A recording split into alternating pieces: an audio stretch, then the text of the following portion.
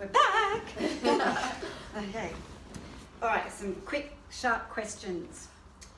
How did an eating disorder affect your personality? I think it made me angry at times, and people didn't understand why I was feeling so angry. Self-conscious about how people perceived what I thought about myself and my physicalness. I became depressed, didn't smile at all the whole time. My personality was, if I wasn't training or eating clean, I wasn't happy. I was, not worthy, or not miserable. content. I was miserable if I wasn't like that fit. And that was not you usually? No. How did an eating disorder affect your relationships? With family, friends, colleagues? Well, especially after an episode of binge eating, I would be really snappy, really angry, and affected people around me. They didn't understand why I was feeling that way. But I hid it, so people couldn't understand why I was getting so angry, why I was getting so fidgety, nasty as well. So my relationship suffered. Yeah. I've forgotten the question already. How did an eating disorder affect your relationships? Oh, such a strain. Oh my goodness. I just didn't even want to really be around anybody so that they could hassle me into eating food when I seriously did not want to eat a thing. So I was sort of I was like a real withdrawal from them. Yeah. Because they were seeing my clothes basically fall off of me, you know. So it was a real strain. Yeah. You know, they were angry. My kids were so angry with me that I just didn't want to put something into me. Yeah. They couldn't really understand why I didn't. I think for me it was a strain on all relationships, especially with my family, and Mum being a Greek mama who loved to cook.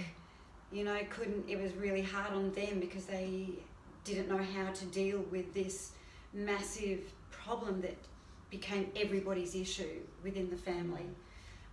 So there was lots of arguments. I withdrew, for wanting to go out with friends my whole life. This created the opposite, and I didn't want to go out anymore because there would be food involved. So it backfired. What I tried to achieve by it did not work. I remember a couple of years back, or when I first moved to Australia, when I was still engaging in those like clean eating and obsessive exercise, my partner, he always said, you pick the restaurant because you're the fussy one.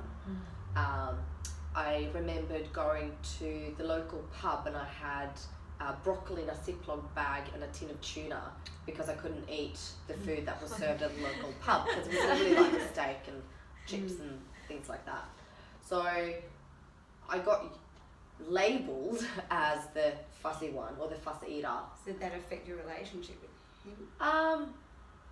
As I said, like my partner, he has been very patient with me. It's just over the last couple of years I've actually opened up a bit more to him about what was going on emotionally.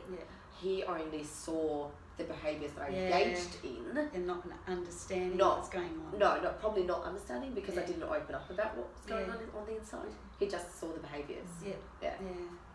But he was very patient with me, thank goodness. That's good. Next question. How did an eating disorder affect your work or school or university, whatever was going on for you at that time? I probably lost a little bit of control with school, studying. I would hide food like in my bag. I didn't like to eat in front of other people, but I was a big eater, so I would eat on my own. Mum would pack a lunch for school, but then I would pack my own. So I think living dishonest, like I felt dishonest, like I wasn't being myself. I was just being what everyone else expected me to be. So it was just like living this lie for a very long time. About you, Penny? Probably from a young age, if I look back at like my school years, I didn't get a mother that packed a school lunch, and my God, I so wanted that. Like everyone used to arrive, sounds really horrible, with their Devon and tomato sauce sandwiches in my era, and they'd be chucking them over the fence, and I'd be thinking, I just want my mother to pack a lunchbox for me, just to be like normal. I was always just given like money to just go and buy from the canteen. So by the time I sort of got through, like probably from K to 6, I was quite fine and little. And then when I went to high school, I was the same. I had this big bust and really, people were attracted to what they saw in front of you, which people still are. Well, that's what we were saying. But I ballooned out in those years, But then becoming an adult and getting in my 30s and 40s and now 50s, do I dare say, probably being in my 40s more so, I stopped. I'd say that I'd eaten before I went out. Yeah, that was one thing I'd done. Yeah. So I'd get to a restaurant and they'd be like, "Oh, so what are you going to order?" "Oh my God, I ate before I came." Yeah. But I didn't. Of course I did. Yes, Of course, yes. Yeah. So affected me. It was just finished high school and into university, and then I could see later on when my marriage broke down, when I was having those thoughts that I can only control this with excessive exercise and diet, affected me at work I started doing more in my university studies and started doing more at work, because it was that same carry-on effect that if I exercise more, then I'm going to be better person, and it was a people-pleasing thing. So where some people might think that if someone has depression or anxiety or an eating disorder, they withdraw and do less and appear lazy, my unhealthy coping mechanism was do more, do more, do more. So that was a sign that people actually didn't pick up, and part of that perfectionism thing. Yes. So I started overachieving and becoming exhausted. Yeah. So it was a ripple effect for that. I think I started to, my obsession with exercise and nutrition and things like that made me choose that path to study. Yeah. So it led me, to get more information about it, and learning more about it also learned me how to control it a bit better. Yeah. And then, unfortunately, back when I still had those negative thought patterns myself, I started working for companies that may have not provided healthy advice. So I used to work for companies, meal replacement shake companies, where they had like this, 5 meals a day, protein only, detox phases and things like that. And in my mind, I did not question that, because I was in that sort of thinking. That sort of thinking.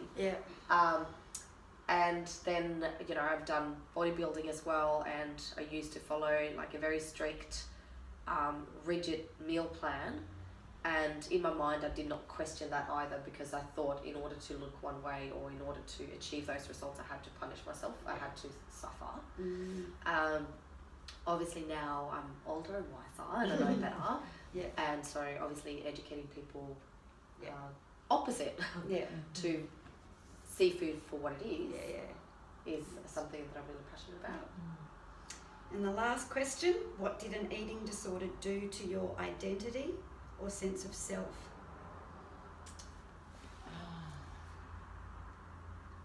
So for me, it became my identity, because I forgot everything else about myself. So that's why it was very scary to not engage in those behaviours or to change, because I'd lost who I was. I think my identity, as I said, for people, I was just like the Walking Dead all again, because I'd lost so much weight, and they saw me as probably this really sick person that was not going to get out of the treadmill that I was on, that I couldn't get off that. I couldn't break that cycle. So the vivacious, fun-loving, bubbly, caring woman that I am, I was not those things anymore. Yeah. I hibernated. Yeah. I stayed between those four walls and didn't go out, you know, to the point where I couldn't even start my car because the battery had gone flat. I had no interest in doing anything outside of those four walls. I didn't want anyone to come in, and I didn't want to go out. Yeah. I'd lost my identity completely. I wasn't me anymore. I think I came across to people, and I still do, as someone that's so in control. I've got everything in control. My husband, my house, my 2 jobs, my kids. I'm there for everybody. And I think it's just like a secret that I have, that I'm so not in control. Like that's the eating is one thing that I totally lose control, and I think I keep that to myself, and I always have, except for like, only recently, maybe the last year. So it's a little bit of a the identity of how people see me. They have no idea. It's That's what right. I want them to see. A facade. Yeah, It is. You know? it is of being in control. Like people comment all the time, how do you do it all? Yeah. And they don't realize. No idea. If they could just unlock this little bit here and open it up and see inside that brain. Yeah. Because from the outside everything just looks rosy, hunky-dory, perfect. Even when I try and tell clients, like my PT clients, they just look at me like, whatever. What are you talking about? They think I'm just making it up, just to make them feel better. Yeah. But this is actually, I'm you know, I used to be binge eater. Yeah, okay. You know, That's it, because I cover it well. I think my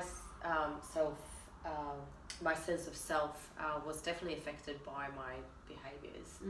If I did not conduct in those unhealthy behaviours, it had a negative impact on myself, sense of self. If I did conduct in them, I felt superior. I felt like I was better than anyone else because I was training twice a day, and I, as I said, like walking around in the supermarket, I only had like vegetables and lean cuts of meat in my trolley. But see, your sense of self revolved around those things. Yes. So where was Inga? Exactly. Inga disappeared. I disappeared. It was like, that's what I'm. so my identity became the person who spent all those hours at the gym, and How many steps this silly thing Yeah. on my wrist How had many me? calories I was My burning. identity was in this. Even if I didn't get to I don't have a step counter. 30,000 steps. I don't freaking care anymore. Oh no, I don't. Look, I don't have one. But before it was like 30,000 steps, a spin class, a resistance class, Yes. a Pilates class, Yes. all in one night. Yes. Following 10 hours at work. It's Yeah. just like, wow. And not eating. And not eating. Yeah. And not eating. Jeez. You know, everyone was just like, but I think people identified me as like, how are those lettuce leaves going? Yeah. You know, that's Yeah. what it had become. And I was just like, do you know what? I don't even eat the lettuce leaf. You know, so that's not even in my fridge. I you know? enjoy that though, what you're saying. Like you enjoy people looking at you and thinking you live such a healthy lifestyle. See, I was portraying that too. Yes. So I was sort of making people think I'm always on a Yeah, diet. you're portraying that, but And I'm inside you're eating going, really good. this is exhausting. I Yeah. just want to get off. I don't want to do this anymore. Yeah. But like you So said, like I don't going know how out to to stop. dinner, That's right. like the night before, like you say, you would say to people that you have already eaten. Yeah. See, I would eat crap, yes. then go to dinner and have a salad. Right. You know? So in public, Yeah. you ate all these healthy foods, but then in your car, you would empty a packet of Tim Tams. That's what you're Exactly, portraying and what's Yeah, going on Exactly, inside. because I wanted people to think that I was living this great. Yeah. There was this healthy disconnect between lifestyle. the inside and the outside, 100%. and that's exhausting. Yeah. It's so exhausting. Like you said, it's like living a lie.